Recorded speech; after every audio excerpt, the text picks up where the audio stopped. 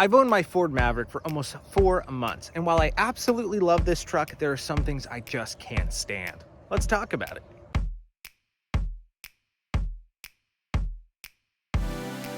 Hey guys, it's Josh again with Daily Mountain Bike Rider. Don't forget it's pit viper season. Grab yourself a pair if you want to look awesome. Anyway, I've had my Ford Maverick for about 4 months, and as I said, there are some things that drive me nuts.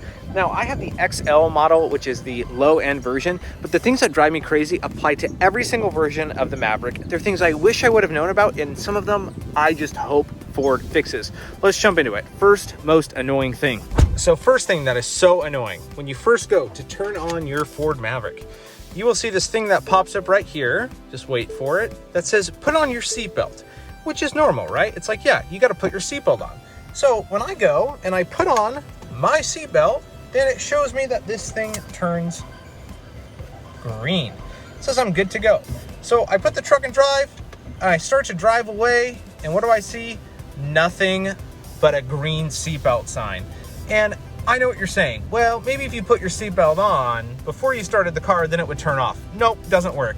Oh, well, maybe if everybody in the car had their seatbelt on, it would turn off. No, and this thing stays on for 45 seconds to a minute. Every time I'm driving, all I see when I start is this stupid seatbelt sign. I know my seatbelt's on, you're not dinging at me, and all I have to do is press OK. Now, small thing, right? But if every time you're in your car and you have one more thing to do, you have to hit OK, it is so annoying. But that is not as annoying as the second problem. The second biggest issue is this stinking button right here with that little green leaf. I'm talking about economy mode. So you turn on your Ford Maverick, and I bought the hybrid because I want to save the environment. No, because I want to save money on gas. The prices are ridiculous, and when I buy a hybrid, the only thing I want to do is have a vehicle that gets as best gas mileage as possible. So when I first got my truck, I did what the average person would do. I went and I clicked this button, and when you click it, you'll see it flips over to eco mode, aka it adjusts the fans and the way you shift and the CVT and all that to get the best gas mileage possible. And then I was blown away that the next time I got into my car, and I'll do it right now, so it's in economy mode, you see the little leaf right there, I turn my truck off, I leave, I come back in, I turn it on, and economy mode is off. Notice it, thank you seatbelt thing, notice it's not in economy mode anymore.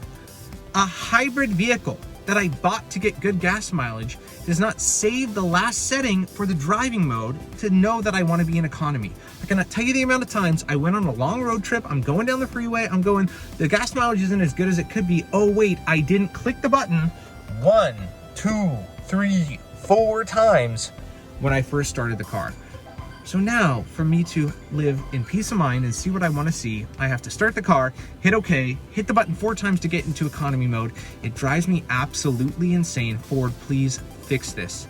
Now, here's the third thing that drives me just as insane that makes no sense at all. Because at first I thought, maybe the economy mode, maybe all the buttons restart after you turn the car off. No, that's not the case. Number 3 is this button. It's a brake hold button. So when you turn it on and you are in drive, if you let your foot off the brake, you don't move. And then that makes it so when you're ready to go, you just hit the gas pedal, like my Crocs, and then you start moving. So this is super convenient in stop and go traffic. I'm just driving in a parking lot, by the way, don't worry. Super convenient in stop and go traffic. And it's great. It's great to be able to turn it on, and it helps a ton. I stop my car, I take my foot off the brake, I sit back and relax, I take a nap, and then I get going. Here's the problem. I parked my car, I turn it off. I leave my truck, okay? I left my truck, right? I come back in. I turn on my vehicle. The brake hold stays on.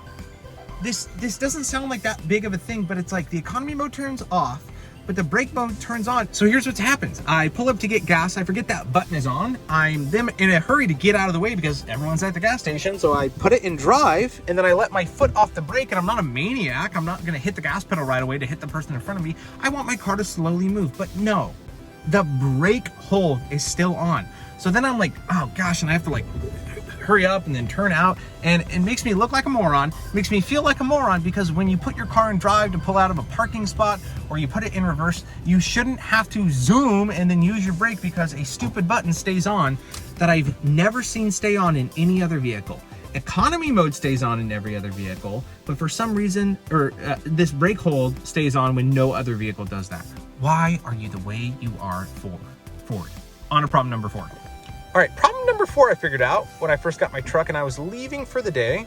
I was driving away from my house, and all of a sudden I heard a whine that sounded like a fire truck or an ambulance. And I thought, oh no, there's an ambulance coming, but it's like 6:30 in the morning. I live by a fire station. Where is it? And I looked around and I realized it wasn't anywhere.